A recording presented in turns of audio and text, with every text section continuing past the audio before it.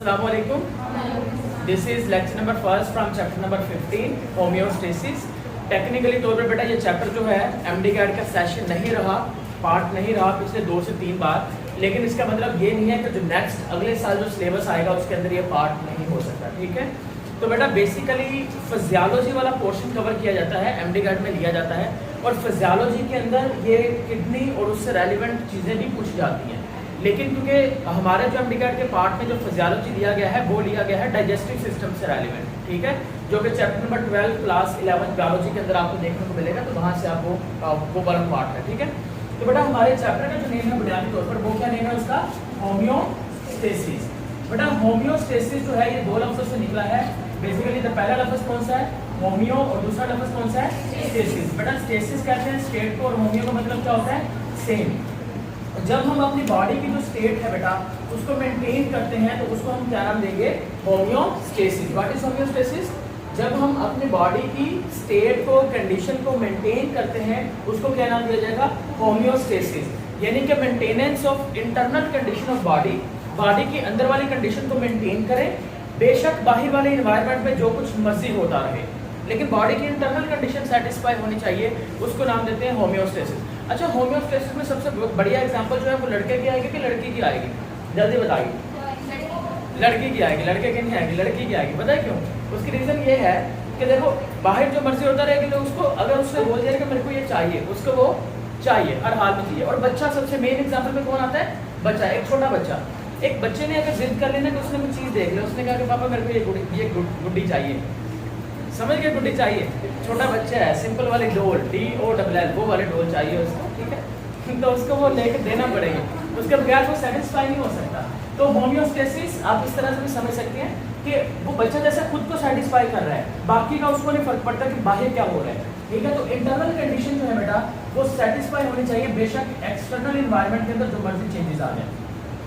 Okay, अब बेटा दूसरी बात हम यहाँ पे क्या करेंगे कि होम्योस्टेसिस जो है, होम्योस्टेसिस की एग्जाम्पल क्या होती है और होम्योस्टेसिस की टाइप्स कितनी होती हैं. देखिए बेटा, अब यहाँ पर एक बार मैं एक बच्चे को करवा रहा था, वहाँ पे अलग से बैठने की बात है, तो मैंने एक क्वेश्चन दिया, मैंने कहा what is the example of homeostasis. तो बच्चा जो है वो टेक्निकली कंफ्यूज था, उसने लिख ही नहीं पाया. कहता सर टाइप्स तो पढ़ी, एग्जाम्पल नहीं पढ़ी हमने. देखिए होम्योस्टेसिस की बात करें ना, तो होम्योस्टेसिस के बेटा जो एग्जाम्पल हैं वही उसकी टाइप्स हैं, इनमें कोई डिफरेंस नहीं है. होम्योस्टेसिस की बुनियादी तौर पर 3 टाइप्स होती हैं और 3 ही मेन एग्जांपल्स होती हैं. पहली का नाम क्या होगा? पहली का नेम होगा that is the osmo regulation. पहली का नेम क्या होगा बेटा? Osmo regulation. बेटा दूसरी का नेम क्या होगा? That is a thermo regulation. Osmo regulation, दूसरी का नाम क्या आएगा? Thermo regulation. और बेटा तीसरी जो होगी उसका नाम क्या आएगा? उसका नाम आएगा एक्सक्रीशन. क्या नेम आ जाएगा? एक्सक्रीशन. तो osmo regulation, thermo regulation and excretion, ये तीनों होम्योस्टेसिस की टाइप्स भी हैं, ये तीनों होम्योस्टेसिस की एग्जांपल्स भी हैं. बेटा होम्योस्टेसिस किस लेवल पे जरूरी होता है, किस लेवल पे चाहिए? तो बेटा होम्योस्टेसिस हमें दोनों लेवल पे चाहिए होता है. अच्छा यहाँ पे क्या लिखेंगे? अच्छा एक चीज इधर दोबारा से आए, इधर फोकस करें. इंटरनल कंडीशन की जब बात करेंगे तो इंटरनल कंडीशन में बेटा 3-4 लफ्ज इस्तेमाल किए जा सकते हैं. Number 1 maintain, number 2 equilibrium, equilibrium, equilibrium. ठीक है, और एक्सटर्नल कंडीशन में बेटा लफ्ज आ जाएगा वेरिएबल. एक्सटर्नल कंडीशन में लफ्ज आ जाएगा फ्लक्चुएशन, फ्लक्चुएशंस. ठीक है, तो बेटा ये चीज आपने याद रखनी है कि इंटरनल कंडीशन या तो इक्विलिब्रियम की स्टेट में होनी चाहिए या इंटरनल कंडीशन मेंटेन होनी चाहिए. ठीक है, लेकिन अगर इन दोनों में से मैं कहूँ कि बेहतर लफ्ज कौन सा है, इक्विलिब्रियम वाला कि मेंटेन करने वाला, तो आप किसको चूज करना पसंद करेंगे? मेंटेन के इक्विलिब्रियम? हरी अब मेंटेन के इक्विलिब्रियम. अच्छा मेंटेन क्यों चूज करें? Why not equilibrium? You should have answer देना पड़ेगा आपको. You should have to give me answer. Hari अब व्हाई नॉट इक्विलिब्रियम? इक्विलिब्रियम क्यों नहीं? क्योंकि बेटा आंसर ये है, आपने कहना है कि सर जब इक्विलिब्रियम की बात करते हैं तो इक्विलिब्रियम का मतलब ये होता है कि आप एक स्टेट पर तो पहुंचेंगे लेकिन उसके साथ साथ उसमें फ्लक्चुएशंस भी आएंगे.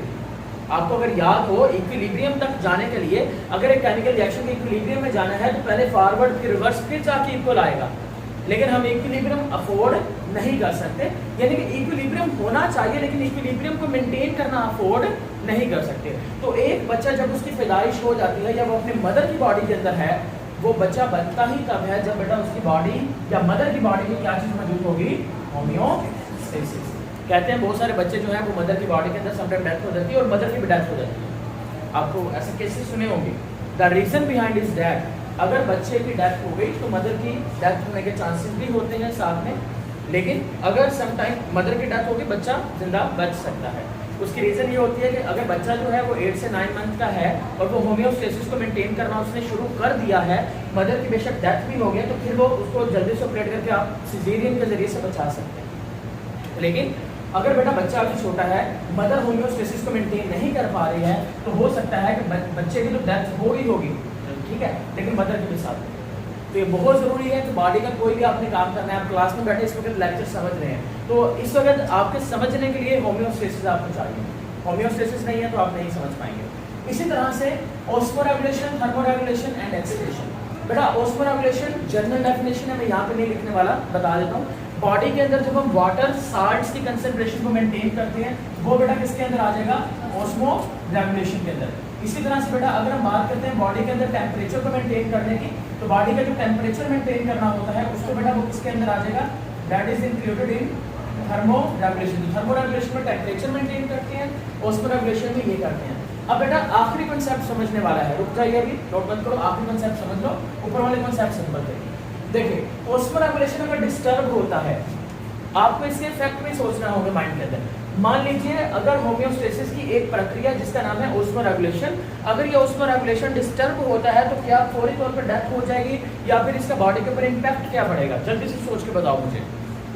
हरियम, मैंने कहा कि ऑस्मोरेगुलेशन का मतलब होता है पानी और साल्ट को मेंटेन करना। अब ये होम्योस्टेसिस के लिए जरूरी है ऑस्मोरेगुलेशन, अगर इसमें चेंज आता है तो इसका इम्पैक्ट क्या पड़ेगा बॉडी के ऊपर, जल्दी से सोच के बताइए। किडनी फेल हो जाएगी? नहीं, किडनी फेल नहीं होगी, लेकिन किडनी फेल एक लंबी प्रक्रिया है, वो उसमें टाइम ज़्यादा लगेगा। हरियम और बच ब्लड प्रेशर, हाँ ये इसको इम्पैक्ट जरूर कर सकता है। और हरियम सोचो जल्दी से, डिहाइड्रेशन हो सकता है, गुड। और हरियम सबसे पहली बात चक्कर खा के गिर पड़ेगा, वो आदमी चक्कर खा के गिर पड़ेगा। क्यों? उसकी रीज़न ये है, मैं आपको सिंपल बताता हूँ। अगर आपको कभी भी चक्कर आए ना जिंदगी के अंदर, यानी गर्मियों का सीजन चल रहा है, चक्कर आ रहे हैं, आप सिंपल सा पानी का एक गिलास लीजिए, उसमें नमक डालिए, नमक डाल के उसको पी लीजिए। देखो ब्लड प्रेशर नाम की कोई चीज़ नहीं होती, कभी भी अपने आपको इम्पोज मत करो कि बीपी हो गया, हाई हो गया, लो हो गया, ऐसा कुछ नहीं होता है। अगर आप सोचेंगे तो ऐसी चीज़ें एग्जिस्ट करती हैं, वरना करती ही नहीं है। सिंपल मेरी बात सुनिए, अगर चक्कर आ रहे हैं सिंपल आपने क्या करना है, गिलास लेना है पानी का, नमक की चम्मच डाल के उसको आपने पी लेना है। जब आप पी लेंगे तो आपके जो चक्कर आ रहे हैं, अब चक्कर आना कम क्यों होते हैं, ये आते क्यों हैं, उसके पीछे बेटा एक आयन चाहिए होता है, उस आयन का इलेक्ट्रोलाइट का नेम होता है सोडियम। क्या नेम होता है? सोडियम। तो बेटा अगर इस आयन की कमी होती है ना बॉडी के अंदर, तो इस इलेक्ट्रोलाइट की कमी होने की वजह से डेफिनेटली तौर पर आपका ब्रेन सही से फंक्शन नहीं कर पाएगा, क्योंकि आपने पढ़ रखा है कि आपके ब्रेन को एक फ्लूइड मीडियम चाहिए होता है जिसका नाम क्या होता है, CSF, सेरेब्रोस्पाइनल फ्लूइड। तो बेटा इस चीज़ के लिए हमें ये आयंस बहुत ज़्यादा ज़रूरी हैं। तो जब आप वो टेबल साल्ट डाल के पिएंगे तो ये सोडियम के आयंस आपकी बॉडी में ऑटोमेटिकली ज़्यादा हो जाएंगे, देन नॉर्मल हो जाएगा। समझ आ गया? तो ये बेसिक सोल्यूशन आपको बता रहे हैं कि ऑस्मोरेगुलेशन को मेंटेन आप ऐसे कर सकते हैं। इसी वजह से जब आप रोज़ा अफ्तार करते हैं तो कहते हैं शिकंजी वगैरह से करिए, सही है। वो अब तो नई नई चीज़ें आ गई, पता नहीं टैंक वगैरह ऐसी कुछ चीज़ें चल पड़ी है ना, और उसको इस्तेमाल मत करिए। इसी तरह से ऑस्मोरेगुलेशन आप मेंटेन। अब बच्चे को जब पेचश लगते हैं, बच्चा अगर छोटा है तो डॉक्टर रिकमेंड क्या करता है, एक पानी की बोतल रिकमेंड करता है स्पेशली किस्म की, वो खट्टे से कलर की है ना, माल्टे कलर की। तो वो उसमें होता क्या है, उसमें बेसिकली आयंस ही होती हैं, आयंस को मेंटेन करने के लिए दिया जाता है। उसके बाद बेटा बात करते हैं थर्मोरेगुलेशन के बारे में। थर्मोरेगुलेशन बॉडी के टेम्परेचर को मेंटेन करना, कितना मेंटेन करना होता है, 37 डिग्री सेल्सियस। बेटा वो किसके अंदर आएगा, थर्मोरेगुलेशन। आखिरी चीज़ है एक्सक्रीशन। यहाँ पे तीन चीज़ें डिफरेंस, तीन चीज़ों में फर्क आएगा। एक्सक्रीशन क्या होता है, डेफिकेशन क्या होता है और एलिमिनेशन क्या होता है।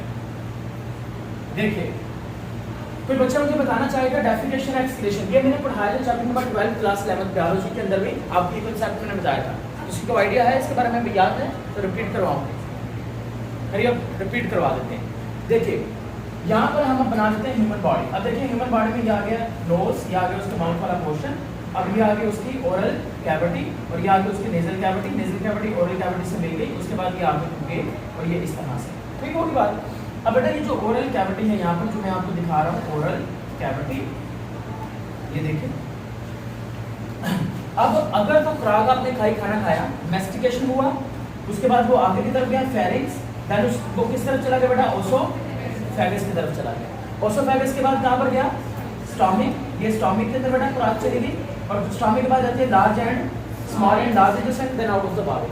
अगर आपने खाना खाया, वो खुराक हमारी बॉडी में डाइजेस्ट नहीं हुई, वो अनडाइजेस्टेड फूड यहाँ से मूव करते कराते हमारी बॉडी से बाहर की तरफ मूव कर गई एनएस की मदद से, इस मदद से एनएस से बॉडी से बाहर निकल गई, तो बेटा वो जो मैकेनिज्म होगा उस मैकेनिज्म को आप क्या नाम देंगे, this one is known as a excretion के डेफिकेशन, गलत, that is a defecation, excretion नहीं आएगा। एक्सक्रीशन में क्या होता है, देखिए खाना खाया, खुराक डाइजेस्ट हुई, डाइजेस्ट होने के बाद स्मॉल इंटेस्टाइन में गई, स्मॉल इंटेस्टाइन में एब्जॉर्प्शन होती है, विलाई, माइक्रोविलाई, एब्जॉर्प्शन होने के बाद खुराक कहाँ पे जाएगी, ब्लड में, ब्लड खुराक को लेके जाएगा हर एक सेल तक, और हर एक सेल में जब खुराक जाएगी, जैसा कि ग्लूकोज, जैसा कि अमाइनो एसिड, जैसा कि अमाइनो एसिड, और लिपिड का प्रोडक्ट क्या होता है, फैटी एसिड, जब ये तीनों चीज़ें सेल में जाएंगी, सेल में जाके इनको मेटाबॉलिज्म के जरिए से तोड़ा जाएगा, टूटने से ग्लूकोज को टूटने से कार्बन डाइऑक्साइड और वाटर बनेगा, अमाइनो एसिड के टूटने से बेटा अमाइन ग्रुप रिलीज होगा ना, NH2 वाला वहाँ पे है ना, तो अमाइन ग्रुप रिलीज होगा। तो बेटा ये जो चीज़ें हैं ना जो सेल के अंदर टूट रही हैं, ये सेल के अंदर वेस्ट मटेरियल को दोबारा किस में डाल दिया जाएगा, ब्लड में, फिर ब्लड से इन चीज़ों को रिमूव कौन करेगा, किडनी, कौन रिमूव करेगा, किडनी। तो बेटा जब नाइट्रोजीनियस वेस्ट बॉडी से रिमूव होंगे, वो किसके अंदर आएगा, एक्सक्रीशन। तो बेटा there is a difference between excretion and defecation. Excretion में हम बात करेंगे उन वेस्ट मटेरियल के रिमूव करने की जो कभी हमारे सेल के अंदर प्रोड्यूस हुए हैं, और बुक के अंदर डेफिनेशन पढ़ेंगे तो वहां पे लिखा जाएगा रिमूवल ऑफ नाइट्रोजीनियस वेस्ट। अब बेटा आपके माइंड में क्वेश्चन आएगा कि सर नाइट्रोजीनियस वेस्ट का रिमूवल ही आता है क्या एक्सक्रीशन के अंदर, है ना। तो बेटा टेक्निकली तौर पर बुक के अंदर नाइट्रोजनस वेस्ट की बात की गई है, लेकिन याद रखिएगा कोई भी ऐसी चीज़ जो सेल के अंदर बन रही है, यानी कि वेस्ट चीज़, और वो सेल से रिमूव हो रही है, वो किसके अंदर आ जाएगी, एक्सक्रीशन के अंदर ही आएगी। तो मुझे बताइए, मैं कार्बन डाइऑक्साइड बेटा अपनी बॉडी से बाहर निकाल रहा हूँ, आप भी निकाल रहे हैं, क्या वो एक्सक्रीशन के अंदर इंक्लूड होती है कि नहीं होती, हरी अप सोच के बताइए, क्या वो एक्सक्रीशन में इंक्लूड होती है या नहीं होती कार्बन डाइऑक्साइड। गुड, क्योंकि वो कहाँ पे बन रही है, सेल के अंदर। आपको अगर याद हो ग्लूकोज टूटेगा, glycolysis, cellular respiration, and product क्या बनता है, कार्बन डाइऑक्साइड, वाटर और एनर्जी। अब ये कार्बन डाइऑक्साइड क्योंकि उसके अंदर प्रोड्यूस हो रहा है, तो बेटा इसका रिमूवल भी एक्सक्रीशन में आएगा। तो आप टेक्निकली तौर पर ये नहीं कह सकते कि सिर्फ नाइट्रोजनस वेस्ट का रिमूवल जो है वो इसके अंदर इंक्लूड किया जाता है। और आखिरी चीज़ बेटा ये आप लोग खुद फाइंड आउट करके आएंगे, वो है एलिमिनेशन। हमारा लेक्चर हो गया एंड। आप मुझे कल कोई एलिमिनेशन बताएंगे कि सर एलिमिनेशन जो है वो इस तरह से डिफर करती है डेफिकेशन से और एक्सक्रीशन से।